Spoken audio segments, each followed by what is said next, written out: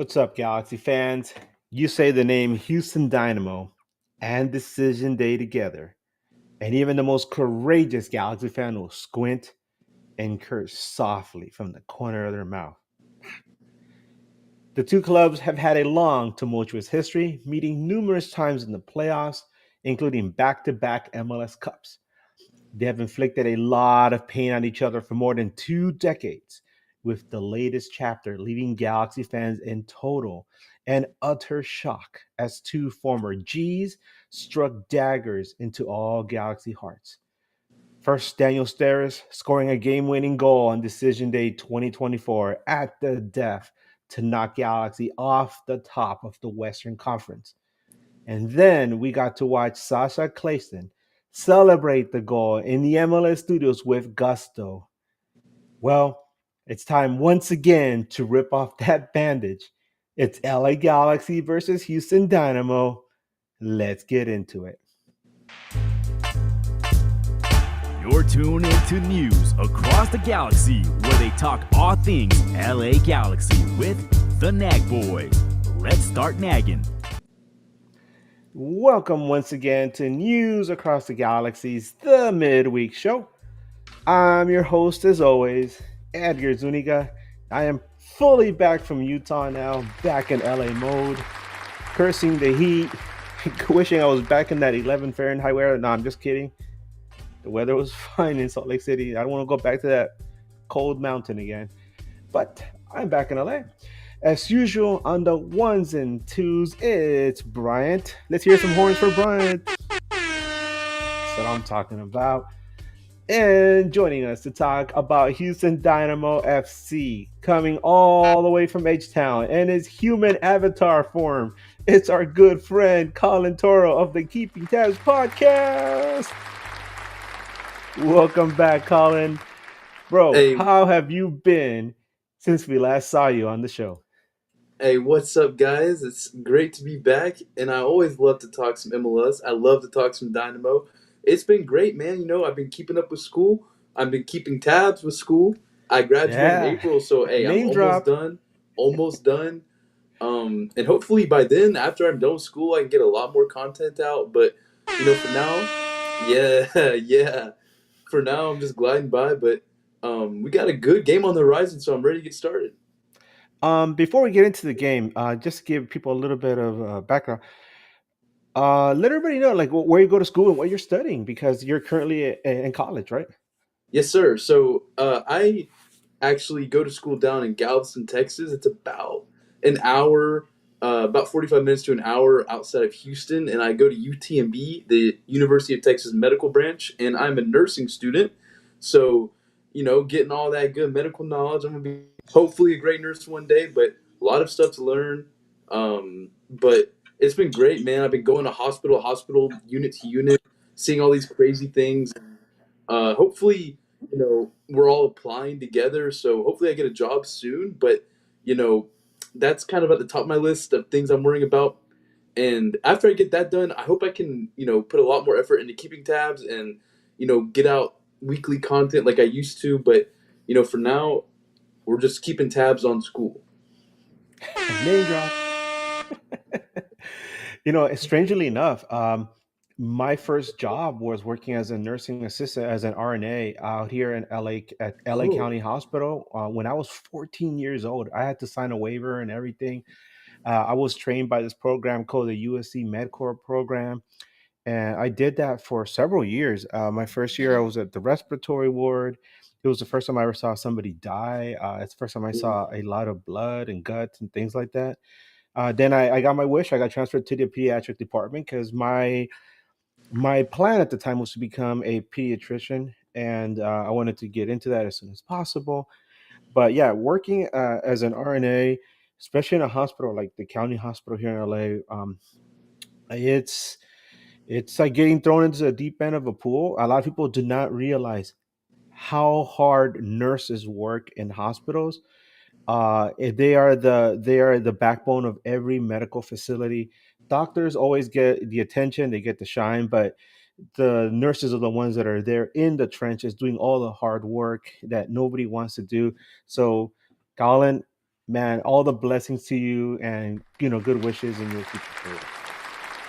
And a lot of people don't know how hard RNAs work. I mean, and I hate to see how nurses can sometimes treat the people that are there to be helping them, like this RNAs or the EMTs or people like that. And that's one thing, I'm hoping to change as a new nurse is to change that interdisciplinary like team, because I hate to see that, because y'all, I mean, RNAs, that y'all put in hell of a job on the unit helping us. So I mean, we couldn't do what we do without the RNAs for sure.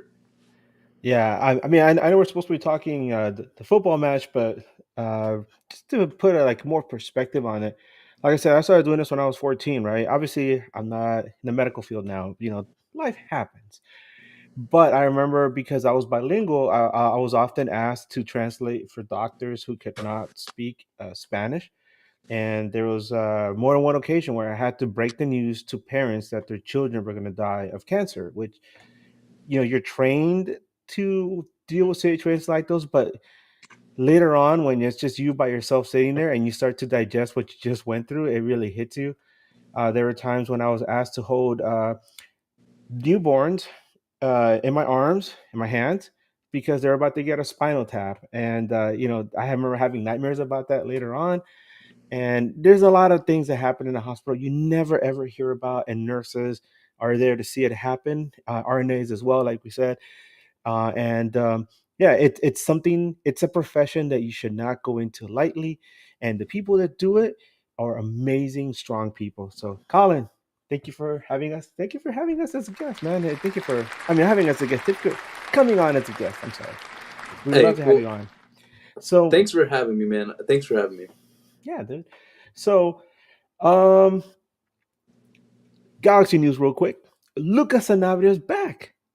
When we last saw this guy, we were hoping that he would grow into the position that Ricky Puig had left. It's a massive void, right? Nobody can really fill that role. But Lucas Sanabria was brought into a lot of fanfare. We were hoping to see him grow into that position, grow into that role, and he really didn't get much of a chance because match day 2 goes down in Vancouver and suffers a broken collarbone. He was expected to be out a lot longer.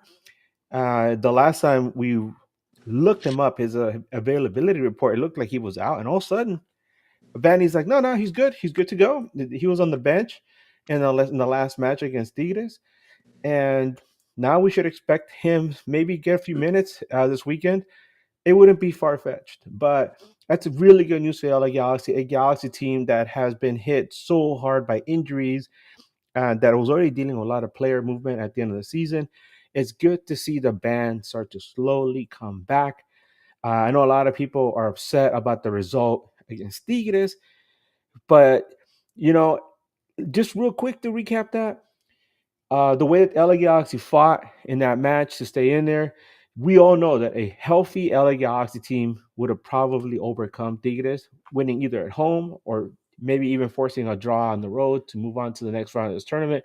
But MLS rules, as they are right now, do not permit that kind of stuff to happen. It's funny to me that the league still kneecaps the best teams in the league with these very strict salary cap restrictions, and still expects these teams to be competitive in international tournaments. It's like you can't have both, man. Anyway, let's get back to this. Colin, many people saw Houston as a dark horse and heading into last season's playoffs. And then you guys went into the playoffs and you guys took Seattle to the edge. What was that like? Well, I'd love to be able to say that, we were really in that game against Seattle, and I know both games went to penalties, but I look back and I just remember feeling like the Dynamo never really had a chance. And, part of that being that we played, most of each second half of each round down a man, because Coca Karskia obviously getting a red card in the first round against Seattle, and Hector Herrera, the infamous spitting on the ref, which is a whole other story in itself. I mean, that's despicable. And real quick, I mean, I think it's important to mention Hector Herrera, and uh, because he's a big reason as to why I don't think we're at like the level I think we should be at. was because of his absence, and Pat Onsat, our general manager, is on record saying that action of spitting on the ref was definitely a factor in not bringing him back as a player next year. So I think that was interesting. So it does suck to see that, Coco Carrasquilla and Hector Herrera's last actions with the club were both red cards because and obviously Hector leaves with a pretty sore taste in our mouth, but Coco Carrasquilla is definitely a beloved player, and obviously it's great to see him tearing it up in Liga MX with Pumas. Is that, I believe it is Pumas, correct? Pumas. Yeah. Yeah. Okay. Yeah, and it's great to see him doing good there. But he leaves with a bittersweet taste. But Hector definitely a sour taste. And Seattle, man, I just never felt like we were really in that game. And part of that being Steve Clark, who was a fantastic keeper for us. Obviously not with us anymore, but he just has been abysmal with saving penalties since his time at coming to the Dynamo. So I always knew in the back of my mind that, yeah, okay, we could take it to pins, but then I knew we weren't confident enough to actually to get past that hump with Steve Clark as goalkeeper, and he went through both penalty rounds without saving a single shot. So I think that speaks for itself. I'd love to be able to like sit on my high horse and say, we went toe to toe with Seattle, but I have to be a little bit humble and say that I think we were never really in either game, especially considering the fact that we played mainly with down a man, for both second halves.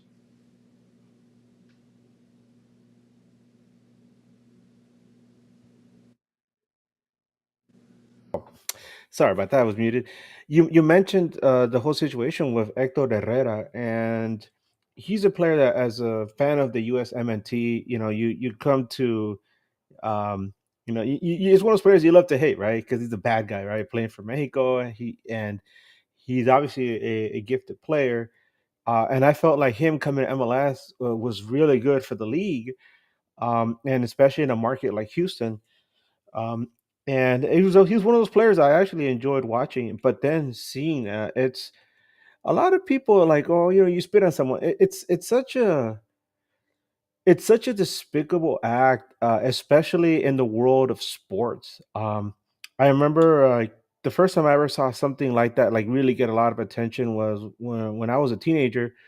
Roberto Alomar, who was playing for I think it was Toronto Blue Jays at the time, he got mad at a called strike uh, at an umpire, and he turned around and he spit in the umpire's face. And I remember, like, afterward, the umpire like started crying, and I was like, "Wow, that really shook him that much." And then you start thinking about it, and it's such a dehumanizing act, to spit on someone like that. So I remember that the impact that had back then, and then seeing it happen again, especially with somebody I had grown to respect as far as Hector Herrera. It was really disappointing, and especially because that was his last, like you said, his last act, not just in with Houston, but with MLS. So, what a di- you know what a loss for the league, right?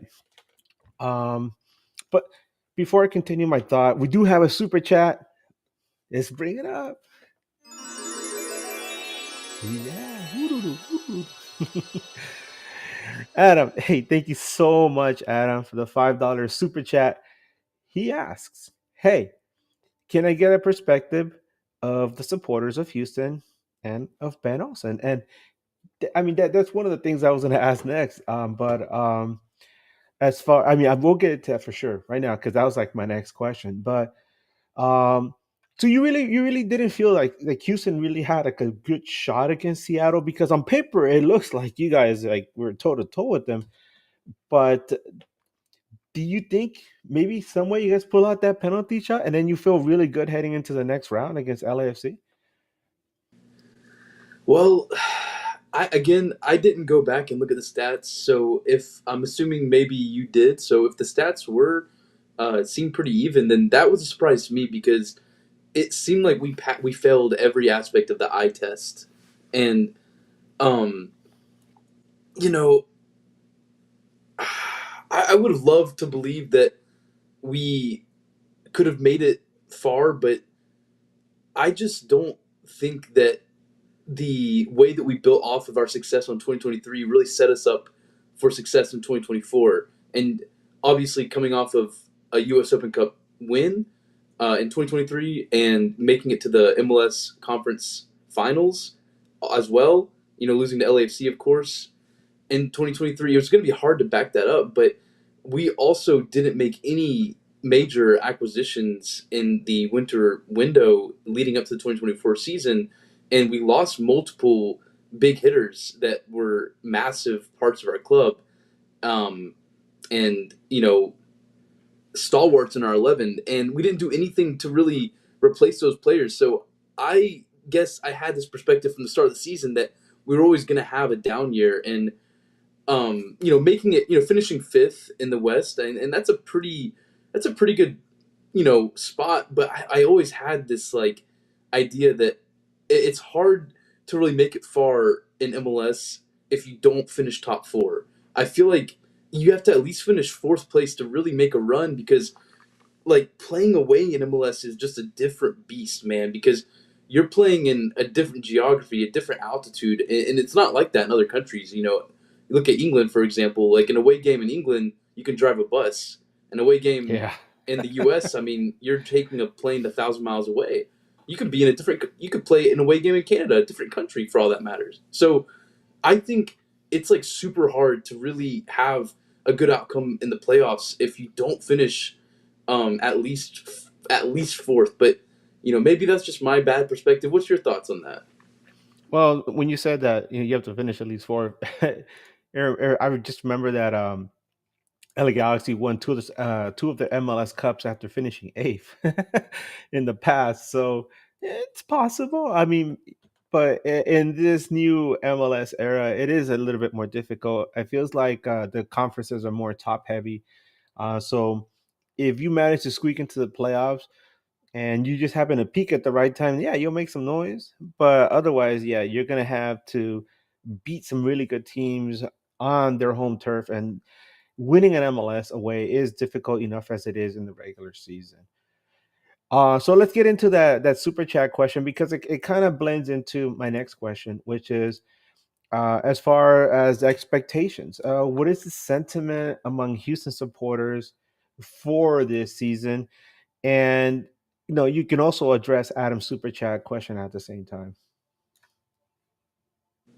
And I'm sorry, your question was, what's our expectations? Is that what your question was? Yeah, expectations and among Houston supporters and the sentiment as you guys begin this season.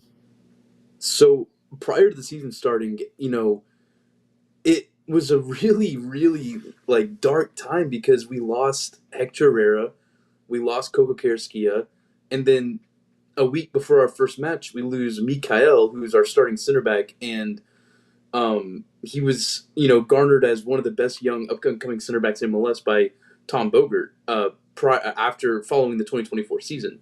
So this was a guy that was going to have a huge, huge role in the team and its success. And then, oh, boom, we lose him to I think it was Palmeiras in Brazil, if I'm not mistaken. And so we didn't replace any of those players. And you could say that, Jack McGlynn was a replacement for Hector Herrera, but like, I just fail to believe that, as good as a 21-year-old can be, is going to be a sincere replacement for someone who had such a great career like Hector Herrera. And Hector Herrera, at his time in MLS, was a top 6, top 7 midfielder undeniably in MLS, and arguably top 5. I'm obviously biased. I'd say top 5s. And, the advertisement that we were getting from Pat Onstad, from Ben Olsen, is that Jack McGlynn's going to come in and take over the Hector Herrera role. And then we're like, okay, we'll see what happens. And he was really our biggest acquisition on the year and on the offseason, I mean. And, it's hard to really blame the coach for everything, on how the season has been. But to a certain point, you got to start scratching your head at Ben Olsen too. But, giving a squad that's decimated of players to a coach and expecting him to get results is just not realistic. And we saw that with his 10 years in DC United, of how he was handed this squad again and again and time again that was Yeah, I just was gonna point that out, man. Good point. yeah. I mean, one of the lowest spending teams in the league, and then you expect him to be successful. I mean, that's not really realistic, especially in MLS. And so, we jump back to losing all these players, like I mentioned, Mikhail Kokokerskia, Hector Herrera, didn't replace them, and then we lose, game one against FC Dallas, a rival, at home. We go 3 games um, winless at home, not winless, losing every 3 games at home. We go 6 games winless on the season, and these feelings start to come up, and it's like, yeah, you can. It's definitely Pat Onstad's fault, our general manager. It's definitely Asher Mendelssohn's fault, our sporting director. But then you have to start to question: is it Ben Olsen's fault too? Because to a certain point, it's like, is he letting his own tactics get in the way? I mean, he is a great manager. He's a great players coach, and he's going to get the best out of those guys in a certain manner. But he is very stubborn when it comes to his way of managing games and his idea of how the Dynamo are going to play. For instance, we lose Mikhail, right? And he was our main ball playing center back. And the Dynamo, obviously being second in possession in MLS in 2024, we like to hold on to the ball. However, losing guys like Coca Karskia, Hector Herrera, Mikhail, guys that played the ball, guys that kept possession, you can't really expect that we're going to be able to play the same exact way that we did. For context, we have Femi Awodosu, a great up-and-coming center back. I don't think he's quite MLS ready. He went undrafted in the MLS draft in 2023 and spent all of 2023 at Dynados, and we brought him up to replace Mikhail, a guy that went undrafted, had an okay college career, and then now we're expecting to still play out of the back, still try to keep possession, and that is just stubborn in my opinion. And we don't have the personnel that's required to play that type of football. And yes, it is our FO's fault that we lost all these players, but Ben Olsen is also, to some extent, at fault for not being able to adapt to those losses. And he's had 6 games. And, obviously, yes, we'll talk about the LAFC win. It was great to get our first win. It was a very unconvincing win against a team that was playing in the CONCACAF Champions Cup and had a very rotated squad. And obviously, I can't really complain too much about that, but it takes some of the pressure off of Ben Olsen, of course, but I'm still very much on edge about his ability to take a team that has a lot of change to success. Because, I mean, in MLS, that's just going to happen, man. That MLS is a changing league.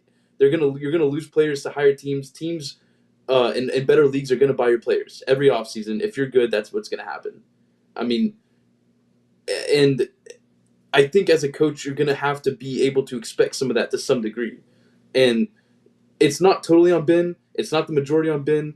But the way we started the season as just not being as successful as you should, coming off of 2 back-to-back playoff seasons, I think some of that falls on Ben. Now, the overall picture is that we as a fan base, to answer Adam's super chat question, is that we think of Ben very highly for the most part. Obviously, it's easy to have recency bias against what's happened in these last 6 weeks. I mean, that's all we've seen this 2025 season. But obviously, he has a trophy. He's brought us back for 2 back-to-back playoffs. We have a very high. We think of Ben Olsen very highly, and I think he has the ability to take a team very, very far, maybe even win MLS Cup. But he's not the type of guy to do it with a team that lacks a real superstar, which is what we have. And to be fair, in MLS, who is up to that challenge to bring a team that lacks a real superstar? I mean, you can't really go far without a player that makes headlines in MLS, especially with guys like Kevin De Bruyne coming to MLS supposedly, guys like Messi already in the league, Suarez. I mean, you need a big hitter. And the Dynamo just don't. And I don't know if Ben Olsen can, but he's done really great to, at the very minimum, be a stopgap to get us a coach that could. I don't know if he's the answer long term, but short term, he's done everything and then some. So as a Dynamo fan, I can't be anything but gracious for him. And, I hope that we see more. But I think if any Dynamo fan says that they're anything like less than pleased with how he's managed his time here, then they just are infected by recency bias of this 2025 season. So let's get into this next topic because it's something that you and I discussed before we came on. Super chat from Adam. Can we get the little bells and whistles there? Yeah, there you go.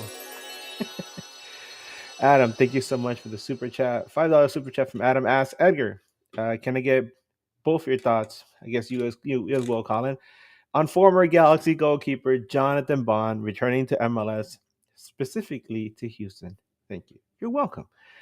Um, well, Jonathan Bond is somebody who we had for several seasons here with the LA Galaxy.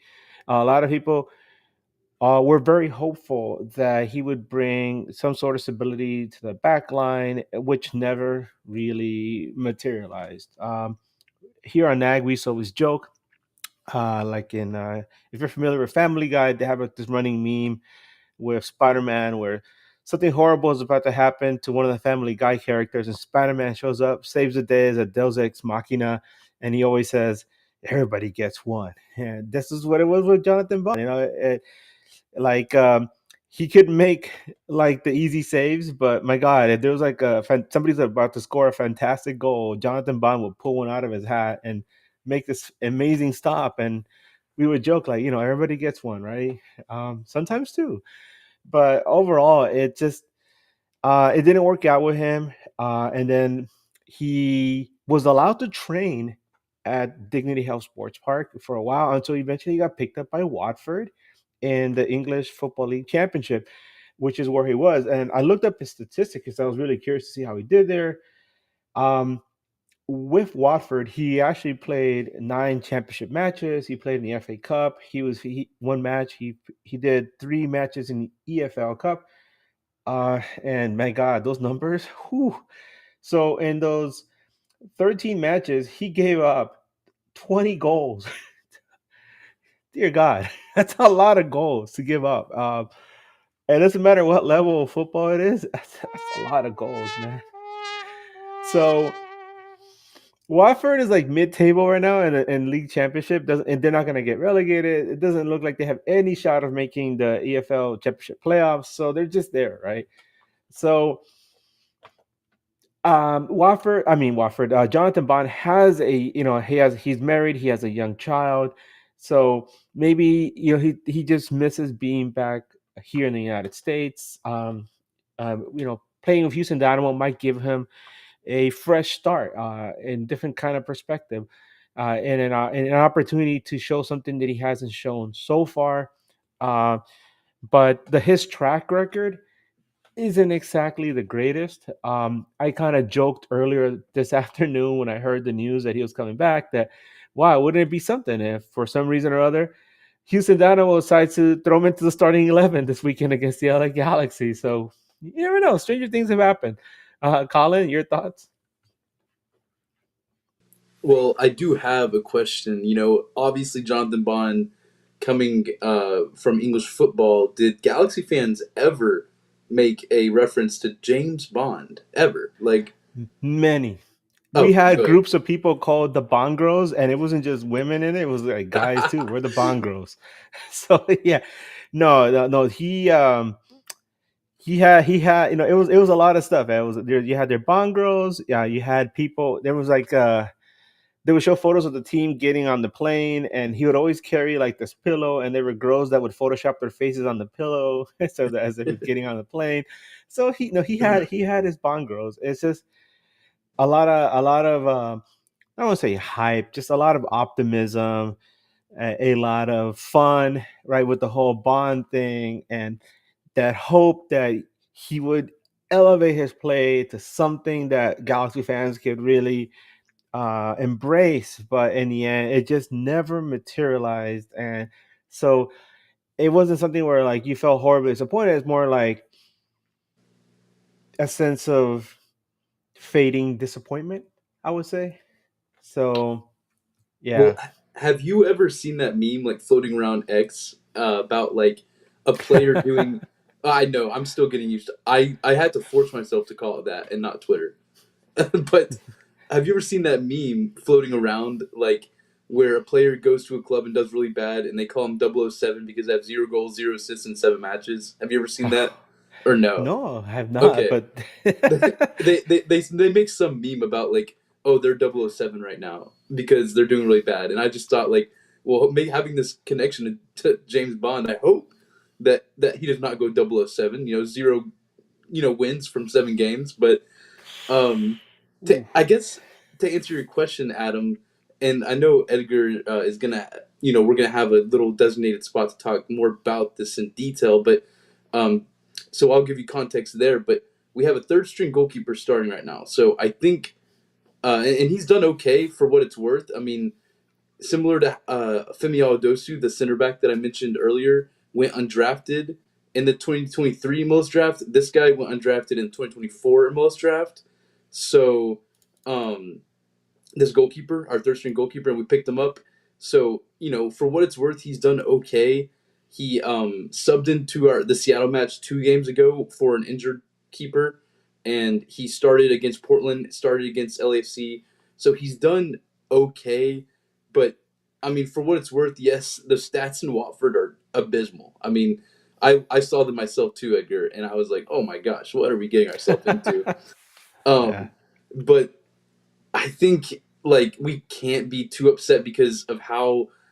I mean, how can you imagine two keepers getting injured and having a third string keeper? That never happens. So Yeah. to have to go and sporadically get a keeper, a domestic one at that, like, okay, I guess we did as good as we could. I guess I'm not sure. Like, I'm not sure what to think. Honestly, like, all I know is that he's bad with his feet, and I know that the Dynamo utilize their goalkeeper to play with their feet pretty heavily to keep possession. So I guess we'll see how that works. But I guess to answer your question, we won't see him start against LA Galaxy. They're going to write out Gillingham, who was our third string keeper. He's he's done okay, like I said, and he actually made a pretty good save against LAFC to keep the game 1-0 in our favor late on in the match. So I think Ben Olsen, I think the smart thing to do would to ride the flame and either wait for it to get bigger or wait for it to go out before replacing him. But regardless, I think it's good competition to have in the locker room, and I think it will elevate Gillingham or either send him to the bench and have a keeper that personally I think is better. I mean, I don't think that's really a question, which I don't know if that's a good position to be in when Jonathan Bond is clearly better than your goalkeeper. But I don't know. I feel very meh, very 5 out of 10ish on this move. I think like I mentioned, it's sporadic. We got him out of nowhere. We had to replace a keeper that got injured. It's hard to do that middle of the season. I think I don't see how we could have done much worse. I don't think we could have done much better. I mean, it's whatever. Yeah, it did come out of nowhere, right? Because when I heard he ended up with Watford, I figured, well, that's the end of that, right? We could close the book on this chapter and his career. He's probably gonna either end up playing the rest of his career out in England or one of the many leagues in Europe. And no, he's back here in the States, and like I said, it's an opportunity to get a fresh start, right? Especially this early in the season. So, and he's already had some playing time under his belt because the championship has been running since last summer. So, who knows? I wish him the best. Hopefully, well, we get you get to see you guys get the best out of him. Not against us, though, please. um, so let's move on to the next part because as we get into this game, let's talk about the player availability report. As Galaxy fans, well, people, um, you can start to feel a little better. You can start to see that light at the end of the tunnel. And no, please, dear God, I hope not. It's not some oncoming truck or a train or anything like that. But we are nearing the end of the tunnel. That long disabled list is starting to thin out. So, like we mentioned, Lucas Sanabria is back. Johnny Nelson came back. Joseph Paintsel is back. And then if you look at the availability report, the latest that we saw, Mauricio Cuevas is still dealing with a hamstring issue. Ricky Puig obviously still out anywhere from mid to late July to maybe even August. Moko Roche is still dealing with a knee issue. And Maya Yoshida dealing with a hamstring issue, and we keep mentioning hamstring is a thing that you got to be very careful. If you don't take good care of it, it will keep coming back to haunt you the rest of your career. So we wish him the best in his recovery. Um, Colin, what can you tell us about Houston? So Houston fans will be painfully aware of the two players I'll mention first, but other fans around the league, such as you guys. Y'all may not be aware, but Nelson Quinones and Lawrence Denali, those are two of our U22 wingers. They've been out this entire year. Nelson Quinones, he's been out since the beginning of 2023, or sorry, 2024. Sorry for that. And Lawrence Denali has been out since about the summer of 2024. So both are expected to return around summer, but yeah, we've been out with them the entire season, so nothing new there. And um, Andrew Tarbell obviously tore his ACL earlier in the season, I think around week 3, week 4, and then Jimmy Maurer tore his. No, did not tear. He has a hamstring injury, so he'll be back around in like 6 to 8 weeks. He had a hamstring injury about 2 or 3 games ago, so um, that is where the context of our third string goalkeeper comes in. How insane is it to injure both of your starting goalkeepers? I mean, that I think that has never happened in my time watching the Dynamo of that happening. So um, that is pretty interesting. We actually recently got back Eric Sviatchenko, our starting center back, the Great Dane. He has been dealing with a lingering injury since the start of the season, and he's finally back to match fitness. And oh man, we missed him. He is 100% our most important player, especially after Mikael leaving. Like I mentioned, our center back that was our main ball ping center back. So a lot of the focus has been shifted to Eric Sviatchenko. So it's great to have him back. Um, he did not go full 90 against LAFC, so I'm hoping he's back to full match fitness against the Galaxy, because he's going to be really important into uh, keeping that defense together, I suppose. So, yeah, not too long of an injury list, but something to keep in mind is that we do have a third string keeper starting. He's only on his third professional MLS match. Third, fourth, I'm bad at math. One of those, very early. So my advice to LA Galaxy is to take shots. I mean that is something I think you would always want to do with keepers that you aren't exactly sure where they are at in terms of their shot stopping abilities and confidence level. So I think taking shots is the best thing that y'all can do, and outside the box, inside the box, wherever, just rack up the shots. It's funny when you mentioned Great Dane. The first thing that popped into my mind was Scooby Doo. But he's Is a he a Great Dane? Dane. Is that what he is? Yeah, he's a Great Dane. You Oh, I know, didn't know that. yeah, Okay. he's a Great Dane that talks. You know, when you have some Scooby snacks. So somebody asked, if Steve Clark retired. Well, he's getting there, right? Oh man, he has to be what, like 38 now? He's an old man. He's not retired. No official announcement of him being retired. He's a free agent.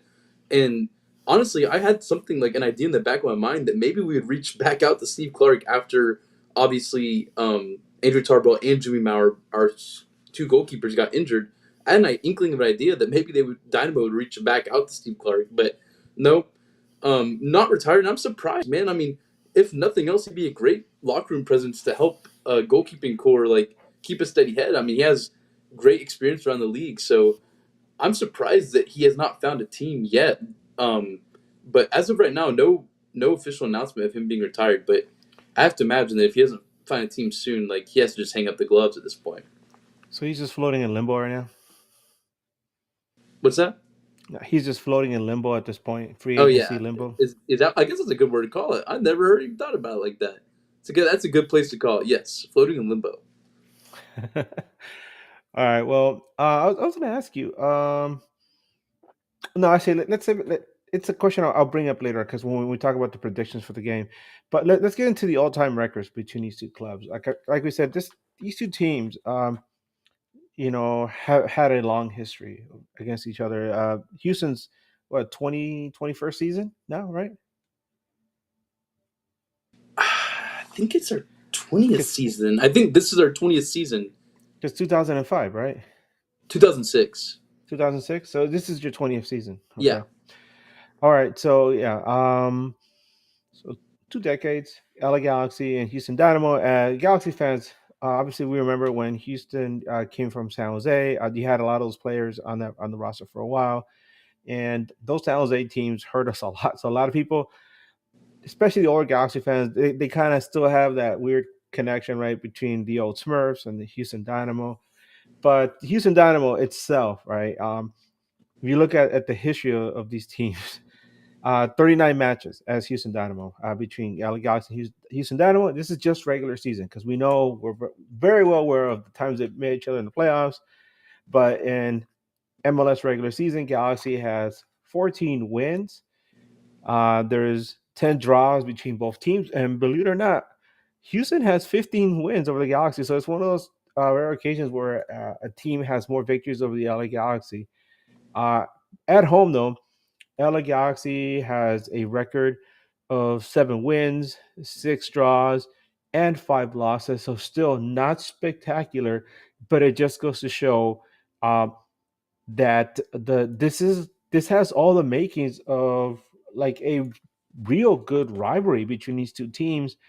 But I mean, if it wasn't for, I mean, unless you were around for the 2011 and 2012 season, and even in 2009 when they met each other in the playoffs, um, you really couldn't say like they have a full fledged like rivalry because they don't have that geographic connection, and they really don't meet each other in the playoffs as much as they used to. But yeah, if you when you look at it, all the ingredients for a rivalry are there, right? And it's something that you have mentioned before. The last time we had you on, you mentioned how Houston Dynamo fans see the LA Galaxy as a rival. Maybe not at the same level as FC Dallas or Austin, but it's there, right? There's definitely some fans, including myself, by the way, who have not forgotten 2011 and 2012, where um, obviously we went back to back MLS Cups, lost back to back times. So it's definitely fresh in the back of our minds every time we play LA Galaxy. And um, I think, LA Galaxy obviously being at one point in the league, it's, and I hate to say that, I don't know if it's at this point anymore, but a poster child. I mean, you look at guys, uh, superstars that came to play for LA Galaxy, um, and uh, I think especially winning the league in 2024, y'all are working y'all's way back up to being at that relevance again. But I guess it's sort of the way the league put y'all at the front of everything, uh, and obviously we lost back to back. It's hard not to be sitting in our corner and say, hey, like that is like we want to be like there. Like, why can't we be there? And it's not really jealousy or anything. It's more so just kind of like I don't know what the right word is. It's just we as fans, I guess, wish that we were at the relevancy y'all were at, and even now y'all are still being talked about a lot, but not for the right reasons, of course. But um, yeah, I'd say that there's definitely a little bit of a rivalry between us, and I was surprised to hear that y'all didn't see us as anything because, as you mentioned to me multiple times and several times, decision day is always on the back of y'all's mind whenever y'all see us on the calendar. No, it is interesting because, like I said, back around that time, those two MLS Cups, there was something there. It wasn't maybe as strong as one of the big LAFC or San Jose rivalries, but there was something there because I remember right after Galaxy won MLS Cup 2011, my wife and I went to go visit her family in North Carolina, and I noticed that our flight, we're gonna have to do a layover in Houston, and I purposely wore my LA Galaxy hat, my LA Galaxy MLS Cup 2011 champion shirt, and and a Galaxy shorts. So like, I walked around the entire airport dressed in Galaxy gear, and I didn't run into any Dynamo fans, right? But still, I was like, "Yeah, what's up? The champ is here." So how petty is that, right? But whatever, the champ, right? um, but yeah, no, it's there though. I think it's there because, like I said at the start, you talk about decision day, and as soon as like the schedules come out, Galaxy fans are now wired to immediately look at that last game of the season and be like, "Please God, don't let it be Houston again," because we talked about it. Like, is it a real thing? Is it a real thing? Remember we talked about it. Is this real? It is real, right? It keeps coming back like Freddy Krueger, right? You're like, oh no, like, hello, bitch, here I am. But yeah. No, but before we get into the ref report and the prediction, let's talk about that decision day, man. Because I know where I was. I was in a bar with a lot of Galaxy fans. We were watching the Dodgers, Yankees play on one TV, and then we were watching the Galaxy in the other. Um, Actually, I'm sorry. Yeah, no, the Yankees were playing in the ALCS. I remember, and the Yankees had just won a match. I mean, won a game, and so as Dodger fans, we're like, yeah, it's gonna be Dodgers and Yankees. And then we started watching this Houston game, and damn, I remember like they're showing like they had like a little side shot of the LAFC fans who were for some reason were still hanging around the stadium just to watch the result of the Galaxy game. And then ah Daniel Steres scores. So Colin, what was going through your mind during the last few minutes of that match, that decision day match against the Galaxy? And can you walk us through that last minute and that Steres goal? Well, I think it's important to talk about what happened just a few moments prior with the penalty kick. And oh man, I remember just holding on for dear life, man, throughout the entire match. And like we were escaping, conceding a goal multiple times. And you just like as a soccer fan for watching so many years, you knew that like this game was far from over around the 80th minute. I forget when the penalty was. It was late, late. Am I right? Yeah, I yeah, have it a was Gabriel Peck. Yeah, it was like yeah, late in the match, like 80th, 82nd yeah. minute, something like that. And you always knew like, man, this match is far from over. And like, of course, like we give up a penalty and y'all score. And I was thinking in my mind, I was like, this is where like this is worst case scenario because we dropped. Like that made us drop to sixth place. And little did I know at the time, like we would have much rather faced RSL, which the who we would have faced at the time, as opposed to Seattle. Um, but hindsight's 2020, I suppose. So we give up that goal, and I remember we were having a watch party at my friend's house, actually with my co-host to keeping tabs, Luke. His name's Luke, and um, we were at his house with a bunch of my friends. And after we scored the goal, we kind of we had a bunch of people over, so we started our poker match. We had a little poker night, and we just started our poker match and kind of had the game on in the background because I was like, it's whatever. Like the game's probably over, and um, that moment happens, and like literally all of us go crazy when Steris scores, and like literally like they were pouring up, like after the goal, we all poured up a shot, and we're like, "Let's go Dynamo!" And like I was thinking in my mind, like I actually like literally thought about like you whenever we scored, and I was like, dude, like he's probably so mad, and like it's like Daniel Steres too, like the LA Galaxy man himself, and like what a like unconventional goal, man. Like a center back being in the position of a striker with like a right back giving him a pass to score. Like what an unconventional goal that was. And it's kind of like, Yeah. yeah, I mean it was crazy. And the goal, I mean the game was all but over. And like yes, all of that happened in combination. And then when you also consider the fact that it was LAFC and the team that took the first place, it's like, oh my gosh. And it's like it's not quite like US men's national team versus Trinidad and Tobago in 2017 because Trinidad and Tobago had nothing to play for and the Dynamo technically were playing for a seed difference, but it almost has that feel where it's like, damn, like y'all couldn't just give it to us just once. Like it's like y'all didn't need it as bad as we needed it. And it's like, but oh well, it worked out in y'all's favor, didn't it? Yeah, no.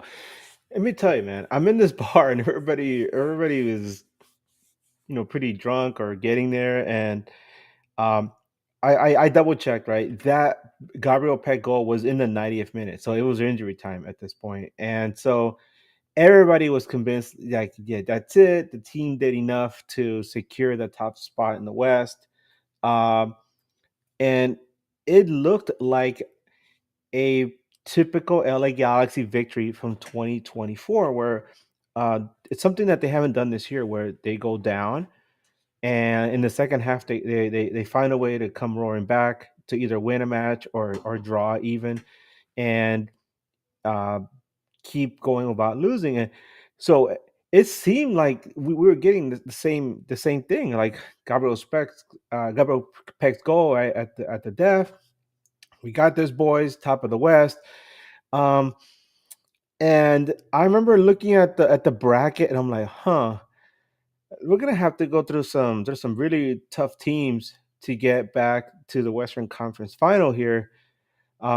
I was like, but it's worth it to get that stop spot over LAFC. And then comes the Stairs goal. And I remember the silence that fell over that bar. And there was one LAFC fan in there for sure. I know this because like after the bar started emptying out, these two guys walked by me as they're walking out, and one of them was just wearing like a normal T-shirt, and he's like, "Man, and to think I almost came here wearing my LAFC shirt." And so I was like, at least somebody in there celebrated that. But still, I remember just being in utter shock, and everybody was so upset, right? Um, but then once I sat there by myself for a bit, there were some of the Knack boys were there with me, but I remember like sitting there thinking to myself, and I looked at the bracket, and I was like, I think Houston did us a solid because this I'd rather be on this side of the bracket than the other. Um, I was like, Houston, you guys just screwed yourselves, and here you gave us the easy path, so thank you. So it No, worked out. no, and I was literally thinking in my mind, like at the moment, I'm like, I remember talking to my friends that kind of didn't really understand because some of them are just casual sports watchers, so like they didn't really understand. But I was like, damn, we kind of did just play Seattle as opposed to playing RSL, and it's like, don't get me wrong, there's no instance where I'd ever want to not win a game. So it's like even if I got like I guess you could say a more unfavorable matchup, like I still would rather have won. But in my mind, I was like, damn, like we probably didn't want to play Seattle, like to be honest, and we did not want to play Seattle. No, it's funny. There are so many moving pieces in this because of that last minute goal. Like you said, instead of playing RSL, you guys ended up playing Seattle. RSL ended up playing Minnesota, and his funny thing, right? I just spoke to Alex Napoles a week ago. Where I was in Utah, and we were commenting how RSL had a pretty decent team last year, right? Chicho and Diego Luna leading that team, and then they run into Minnesota, and Minnesota, you're like, it's Minnesota. They sang Wonderwall, right? The people are friendly. Well, for some reason or other, I don't know what the hell it is. They are RSL's bogey team, and they always beat RSL no matter what. I think they've only ever lost to RSL once. Minnesota always beats RSL. And so as soon as they like, he told me, like, as soon as you saw it was Minnesota, he was like, I knew we were gonna lose. I was like, damn. So many different fates were decided that one day because that one goal that Daniel Steres had to score at the death, man. But that's the beauty of the sport that we watch, right? It So is interesting to see like how much that one goal changed the entire table and like the outcome of the MLS Cup. I mean, you know, LA Galaxy probably were the hottest team in the league going into playoffs at the time, but like who knows if the same outcome would have happened. no, definitely it would have been. We would have probably gotten LA Galaxy versus Seattle a lot earlier, which would have been kind of, I don't know, maybe not as climatic as it was because I was like I said, I have season tickets. I was at the stadium throughout that playoff run when Daniel Belich scored that goal against Seattle. That is one of the loudest pops I have ever heard in any sporting event that I've been to since I've been alive. Um, so yeah, it worked out for us. But let's turn the page into a new chapter for 2025. And let's start by talking about the referee for this match because A lot of people are really down on the LA Galaxy right now, especially some of the younger fans. Are like, "Damn it, we're absolute trash. We suck." Um, Bryant and I, and Eddie and I, and even Chewy and some of the other Nag boys we've discussed is like you can't be on this team so much. You can't just talk about how horrible they're playing because they've been dealing with so many injuries. They've been dealing with having to recover from having lost so many impact players that helped them in the cup run. That now that having to bow out of the Champions Cup is kind of like a blessing in disguise because now they can refocus on the MLS season.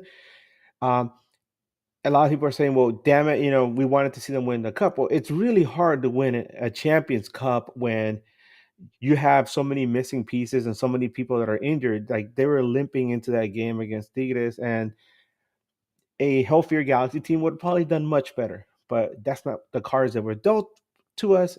This is what we got to deal with.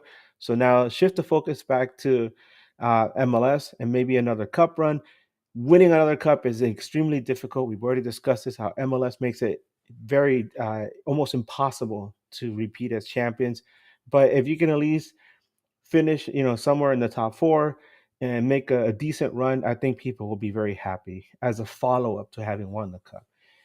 So let's get into the referee. The reason I bring it up also is because I really got a feeling that things are about to start getting better for the LA Galaxy. And well, let's talk about the ref. The referee for this match is Joe Dickerson. Um, Joel Dickerson is a FIFA sanctioned referee. He has refereed at various CONCACAF competitions, US Open Cup, NASL, and USL. Since 2017, he has refereed in 127 MLS regular season matches, 14 of these with the LA Galaxy, for 7 wins, 4 draws, and 3 losses. Galaxy is undefeated at home with Dickerson, 5 wins and 2 draws, no losses. Meanwhile, Houston Dynamo, he's done 9 matches with them, a scintillating record of 1 win, 2 draws, and 6 losses. That 1 win, though, did come away. So they had 1 win, 1 draw, and 4 losses away. Dickerson's last LA Galaxy match was a 2-1 loss versus St. Louis City SC. That was that one match that they played on a very hot, humid, sweltering Sunday afternoon. Actually, it was at noon on September 1st, 2024. You guys remember that game where like we saw Marco Roche practically melt on the field. Um, Dickerson handed out 1 yellow to LA Galaxy, 4 to St. Louis in that match. His last Houston Dynamo match, and this is where Colin's going to start shaking his head, was a 1-4 loss at home to Inter Miami earlier this season on March 2nd. He handed out 2 yellows to Houston, 5 to Miami, and a late red card to Miami. Um, Houston Dynamo have lost their last 3 matches with Dickerson in charge since May of 2021. This is going to be his 4th MLS match of 2025. In 16 matches during the 2024 regular season, he handed out 78 yellows, one of them being a second yellow for a red, for an average of 4.88 yellows per game. And he awarded 6 penalty kicks. Colin, your thoughts on Dickerson? Because this guy, I mean, I don't know. Maybe he doesn't like Scissor or something. I mean, something about Houston. He's just like, oh, these One guys. thing I'll say about him, and I saw this against Miami, and by the way, like that red card against um, Miami was absolutely like a foul that Houston committed on the player. It was insane. Like, y'all should go back and watch that. It was wild. Like, I mean, as a Houston fan, I'm not too mad about that, but it just goes to show that the reffing is terrible in MLS, man. And one thing that like, and I watch other leagues. I watch La Liga. I watch Premier League. So I'm well aware of like how other refs are around the world. And MLS is by far and away the worst reffing I've seen ever. CONCACAF refs are terrible. And one thing I've noticed about CONCACAF Yes. refs is that, and I hate this about refs, is that they're too willing to give out yellow cards. And I hate that so much because it sets precedents for like giving out yellows to other fouls. Because, oh, if you give a yellow to this, then that set the precedent to give a yellow for this, and so on and so on. And like this guy, at least I have a very recent memory, obviously against Inter Miami where he played just a few weeks ago. But from the way it sounds like that this guy gives out a lot of yellows, and I don't like that, man. I don't like that, especially when you look at Dynamo, who kind of are a physical team and do have some of the most fouls. There was a stat, I forget what number we are in the league, but we're pretty high up in the amount of fouls we've already committed on other teams. So that could 100% play a part. And I always am a very strong believer that a soccer ref does not decide the outcome of a match, but I mean they can definitely influence the game. I'll say that. Trust me, man. We have our guys that when we look them up and we see that they're going to be officiating the game, people start punching walls. We have that with John Freeman. John Freeman was God. He's a referee that has impacted two Galaxy games already in recent memory. One against LAFC and one against Orlando City. So, um, but no, we got Joe Dickerson, who, if you're a Galaxy fan, you should feel a little bit better. So he's not going to torment. He hasn't tormented LA Galaxy in the past, but like you said, Colin, in the end, they are CONCACAF officials, right? Like we said, some of us we watch football in Europe and even in Asia, right? And it seems to me that a lot of the officiating it seems to be at a higher level, a lot more technical. I mean, Yes. the whole VAR thing it's a whole different Oh, thing, right? it, It's a whole different beast. But mm, but in it, CONCACAF, it takes life on its own. And I wanted to add one more thing.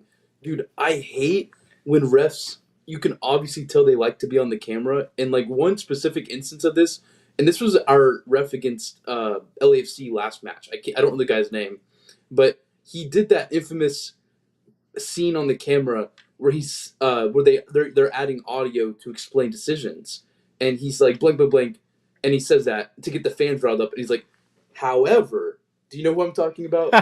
Do you know what I'm Yeah, I know what talking you're about? talking And it's about. like, bro, like you're just doing that to be on camera, and I'm like, I hate that. Like this is not about you, buddy. Like it's not about you. Like, do you know what I'm talking about? However, do you know Yeah, I that? know what you're Yeah. talking about. We had, like I said, I mentioned John Freeman, right? I hope you guys don't get John Freeman anytime soon, but because um, he is so loathed, right? That even Orlando City fans who won the game were talking crap about him afterward. They're like, he's a scumbag, right? And this is the referee that mentioned the LAFC match last year, and this was something that still bothers Galaxy fans because it was a match at BMO Field, and he awarded a penalty on Miki Yamane for a play in which Dennis Boanga clearly dove, and the call he awarded the penalty kick, right? And then uh, the VAR referee was like, no, come and check out VAR. There's something there we need to discuss, and he was mic'd up, right? And you could hear the conversation where the VAR guy is like, um, in my opinion, this is not a penalty because obviously the guy didn't even touch him. And then like you see the John Freeman kind of nodding, and then he turns and starts walking back, and he's all like, and then he says to the mic, "No, I'm gonna stick with my call." And then he runs back and he's like, "Penalty, LAFC," and everybody's like, "What?" And even LAFC fans are like, "Yo, that's pretty messed up. That's bogus." That's the kind of referees we have in MLS. The best officials we've had in the past have either retired or moved on to other leagues. They're still, I mean, they're not all bad. We have a few, but then you get your John Freemans, right? And you're like, damn. Who's the one that's married to the ref? Like they're married and they Oh, ref. Tori Pencil and Chris Oh Pencil. my, Tori Tori Pencil Pinto. slightly better than him, but yeah, Chris Pencil's They trash. are abysmal. They are absolutely abysmal, and like they're a power couple in that. Like they are both terrible. Man, Houston fans really hate the pencils because I remember before you joined us, we had another guy that covered Houston Dynamo come on, and one of the first things he told us like, "I hate Chris Pencil." And I'm like, "Damn, he's a hater with like a fury of 1,000 suns or something like that." Wait, I was who'd like, y'all get "Holy, on? Who was it? oh God, what was his name?" Brian, I can't remember. We haven't talked to him in like more than a year now. He Yeah, I know. I feel terrible. I'll bring up. We'll talk about him off camera. But um, so Colin, ref report. We talked about player availability. Let's get into predictions. It's the fun part right here. And because you're our guest, you get to have first shot. So, LA Galaxy are winless since the start of MLS season. They have been vulnerable at home, it seems like. Um, they've given up a lot of goals, haven't really scored a lot of goals, but, then we look at the Dynamo, right? Sure, we just got our first win. We have 4 goals in the season. Only 2 of those goals are from open play. We've given up the, I believe, the sixth amount of goals in MLS, sixth or seventh amount of goals in MLS, around that number. And we're very much struggling in the attack. We're not getting chances. We're not getting quality chances. I see the Dynamo struggling pretty heavily against this match. We don't play well in LA Galaxy. I can't remember the last time we've got a win. Um, it has to be a few years, but at this point, that all being said, I'm gonna go with a 1-2 loss to the LA Galaxy. Um, I find it hard to believe that we'll get a result out of this match, especially when you look at our last away match in Portland, where it was very, very disappointing 1-3 loss. 1-4? 1-3, 1-4? Can't remember. 1-3 or 1-4. Either way, it was terrible. I see us struggling a lot against LA Galaxy. Um, yeah, I told a lot of Galaxy fans after the Tigres match, um, hey, yeah, I know it's tough to lose a game in this fashion, especially because so many of us had the illusion that at the end of the regular season, LA Galaxy would make a deep run in the Champions Cup, but uh, things just didn't work out that way. And so we've seen the team struggle to put together any kind of performances against teams that are also struggling. Because listening to you talk about what Houston is going through reminds me of a similar conversation I had with Alex, who covers RSL. And but he felt supremely confident that they were going to beat the LA Galaxy because first of all they're playing at home. Second of all, Galaxy was still trying to maneuver through MLS play and CONCACAF Champions Cup play. So, but that's no longer that's now in the rearview mirror.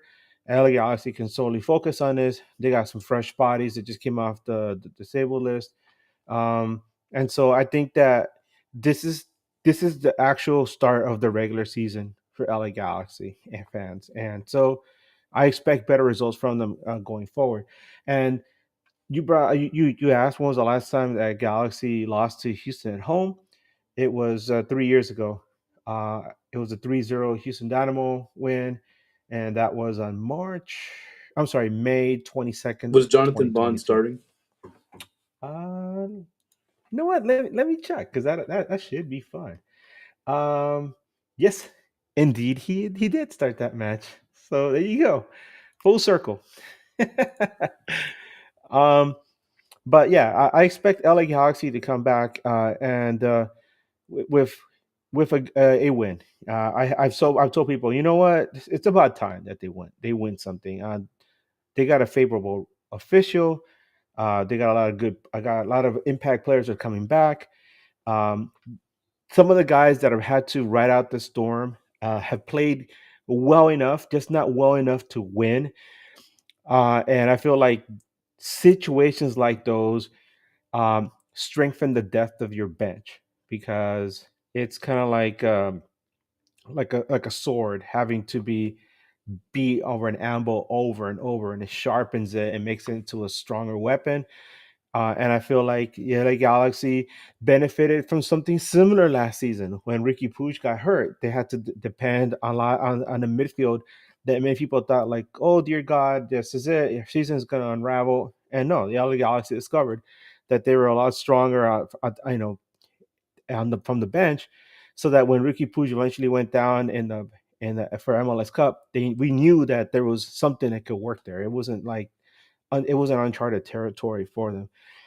So yeah, I expect LA Galaxy to win this weekend.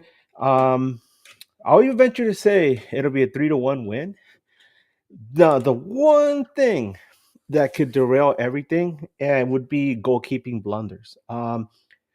We have seen this weird situation at goalkeeper between Novak Mikovic and oh my God, Jonathan McCarthy, JMac, and we have two other goalkeepers on roster. We barely seen even a shadow of them, but the whole situation between Mikovic and McCarthy has gotten like really weird. Where Mikovic was clearly the start of the season, and McCarthy was being used mostly for the CONCACAF Champions Cup. But now it seems like Vanny is focused more on keeping McCarthy as a starter. But I keep reminding people, they're both mid at best.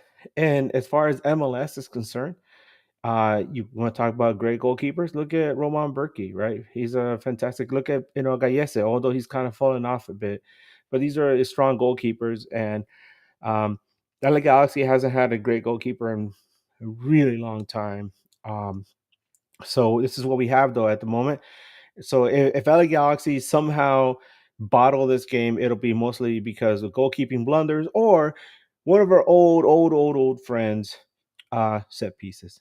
Because Galaxy's still haunted by set pieces. In fact, the game-winning goal for Tigres came off a set piece. So, um, but I am positive Galaxy is going to win this one. Sorry, Colin. We got to get one at some point. It's got to be against Houston. Got to get that revenge, man.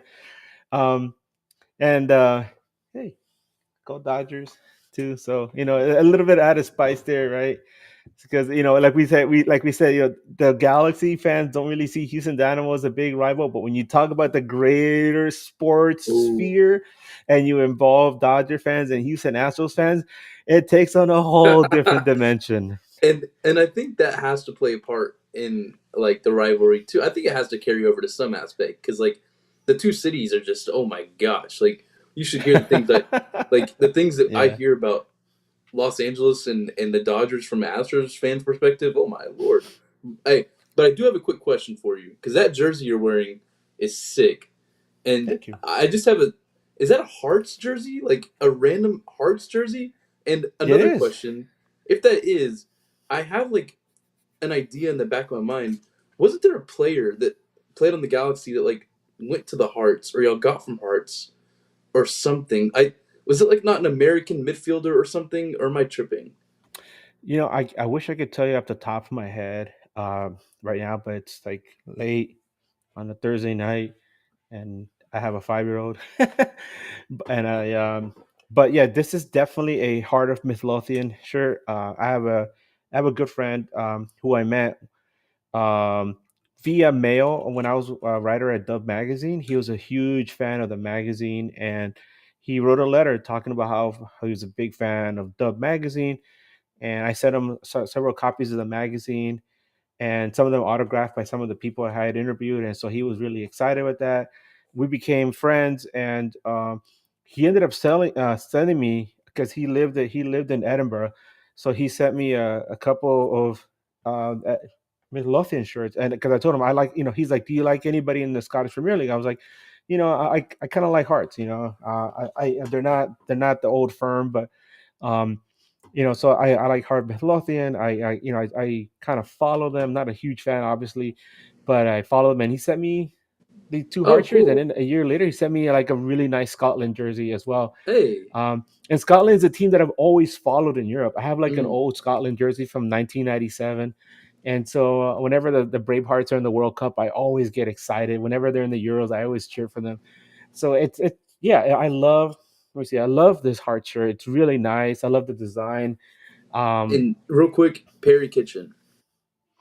yes, Perry Kitchen. That guy was a good player. He was like one of those like Dax McCarthy types that was just serviceable. You could plug him in anywhere, and he would just come in and do work.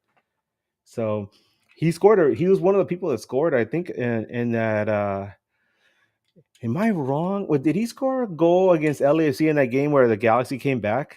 Brian, do you remember? AJ De La Garza also played for Hearts. Really, Yeah. AJ? That I did not know. That's pretty good. That's a good trivia question right there. Thank you, Colin. I'll bring that up the next time we have NAG trivia. Well, it's getting late, both here on the West Coast, and I'm sure it's a lot. It's already tomorrow in Houston. What's the future like, Colin? That's a broad question, Edgar. That could cover a lot of things. The future in short term is hopefully watching a Dynamo win on Saturday, but that's probably not going to happen. But hopefully, something good can happen. Well, for a lot of Galaxy fans, it's going to be a very exciting day, even before the game begins, because the team announced that they're handing out replicas of the 2024 MLS Cup Championship ring to the first 10,000 fans that show up to the game. I still have my replica from 2014. It's right here. Let's see, I'll bring it up. Come on, show it. Yeah, there you go. So that one's nice. I also have my 2014 LA Kings replica ring right here. So, as Galaxy fans, we are spoiled. I also have my 2002 replica ring right here, which let me bring this baby out. Yeah, look at this sick puppy right here. So yeah, this one's really nice. It's nice and heavy. So yeah, if you're a Galaxy fan, or even if you're a Houston fan, show up. Get get your LA Galaxy championship ring. So if you're a Houston fan, you can pawn it off on eBay. For God knows how many hundreds of dollars, because Galaxy fans will be suffering from some FOMO if they don't get theirs. Hey, I'm bringing 10,000 Dynamo fans, and we're going to get there first, and we're going to take all the rings. We're taking all the rings first, though. Oh my God, that would be amazing, right? Ringgate. Oh my goodness. We'll sell it to you outside the stadium. Damn. Well, Colin, hey man, thank you so much again for joining us. It's always really nice having you on here. And also, I'm a big fan of your podcast. I love the fact that you're trying different things, especially with your little avatar. I mentioned that you're here in your human avatar, right? But you have a little animated guy. Before we leave, can you tell people where they can follow you on socials and talk a little bit about your little guy there? Because I forgot what his name is. I think you gave him a name, right? Well, he is me, so I kind of just ride out the fact that like that's just me in animation form, and I actually had like the last time I was on the show, y'all didn't play it this time, but y'all played an intro prior to starting the live podcast last time I was on the show, and like that gave me the idea to do an intro myself. So I actually have an animation intro. I've yet to use it because I've just been so busy with school, but I sent it in the group message. So I think you said something about the little intro I sent of like him at the desk, like yeah. So going I'll be over using his that. notes, looking around, right? Yes. So as soon as I get back into doing this consistently, I'll start using that. But I actually messaged some animator from TikTok about collaborating and doing this with him, and me and him have been messaging back and forth on Instagram about my ideas, and yeah, he sent me that, and I was like, man, I love that. Like, I love that, and he gave me the idea to have different emotions for my character. So during my videos, I like to do so. One of the pieces of content that I want to go back to doing weekly is the checklist, where I look at the matchup for that week, and I basically just provide information and context and 3 things to keep on check while you're watching the games. And I use my little animation guy like throughout the podcast or throughout the video. But yeah, you can go ahead and look me up on Spotify, just Keeping Tabs Podcast. My Spotify is also linked on my my Twitter or X account, whatever you go by, and you can go follow me on Twitter or X at Keeping Tabs Pod. Instagram also Keeping Tabs Pod, and YouTube is also Keeping Tabs Pod. And I just want to say thank you for having me on. It's always a pleasure to be able to come on the show and talk about the Dynamo and and start building this competitive rivalry that looks like it could be brewing. And every game is building a part of the history between our two teams, and it's going to be interesting to watch on Saturday. I think, especially for Galaxy, having all these players coming back, and it should be a pretty packed house considering 10,000 fans will get a ring. So I Oh think it's yeah. going to be an interesting storyline for y'all and an interesting storyline for us, and hopefully both of us can have a good watch at the very least. Yeah, once again, thank you so much, Colin, for joining us. And thank you, Bryant, doing a fantastic job on the ones and twos. Let's hear some horns for Bryant. Yeah. For anybody that's curious, as first time watchers, or if you're a Houston Dynamo fan and you want to know more about the LA Galaxy or just MLS in general, because I don't just talk about LA Galaxy, you can follow me on Twitter as Edgar Nags. You can also follow me on Instagram as Edgar Nags. I do a lot of interviews, by the way, on my Instagram page with fans from other teams, even fans from Herediano. I have one from Herediano, and it's different content than what I present on Twitter. Brian, if you can jump on real quick, if anybody wants to follow you on socials, want to shout those out real quick. Okay, we can find him at Bryant Nags on Twitter and Instagram, I think. You can follow us at Nag News on Instagram, Twitter, YouTube, coming soon to Blue Sky. From everyone here, thank you so much for joining us.